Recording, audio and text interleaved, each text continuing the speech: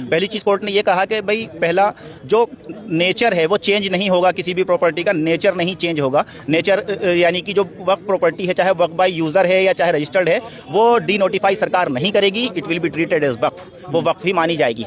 दूसरा कोर्ट ने ये कहा कि जो कलेक्टर अपॉइंट आप कर रहे हैं वो आप कर लीजिए इसके नए एक्ट के अंदर, लेकिन ही कैन एक्ट ओनली जब हमें एप्लीकेशन देगा और हम परमिशन देंगे उसको केस देख के। तीसरा में ये कहा कि जो आपने कहा है कि नॉन मुस्लिम हो सकते हैं, कि सिर्फ एक्स ऑफिशियो तो आप किसी भी रिलीजन का रख लो, लेकिन जो बाकी मेंबर्स होंगे वो they should be only Muslims. ये हमारा इंटरिम ऑर्डर है and now we are going to dictate it. तो जब तुषार मेहता ने कहा कि नहीं नहीं नहीं जनाब हमें सुन लो, ये काफ़ी उन्होंने रिक्वेस्ट करी, तो कोर्ट ने कहा ठीक है अभी हमारे पास टाइम नहीं है, तो कल हम सुनते हैं फिर आपको थोड़ा सा।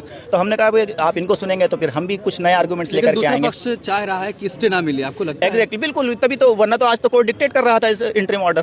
तो वो चाहता है, सरकार खींचना चाह रही है, लंबा करना चाह रही है। नहीं लंबा नहीं, सरकार चाह रही है कि भाई कोर्ट उनकी बात समझ जाए, उनके हिसाब से ऑर्डर करे, लेकिन कोर्ट तो कॉन्स्टिट्यूशन के हिसाब से चलेगा। चल गया कोर्ट क्या करने जा रहा है, ये तो सिर्फ एक एक्सेप्शनल टाइम मांगा है तुषार मेहता ने कि भाई मुझे कुछ और रखने दो कोर्ट को। हो सकता है कोर्ट हमारी बात न समझ पाया हो, तो कुछ नए तरीके से रखने दो ताकि कल कोर्ट समझ जाए। But as on today court has understood what he has to do. मतलब जिस उम्मीद से आप गए थे वो कोर्ट से हो गया, पूरा हो गया, जस्टिस जो है वो मिलेगा, पूरा मिलेगा।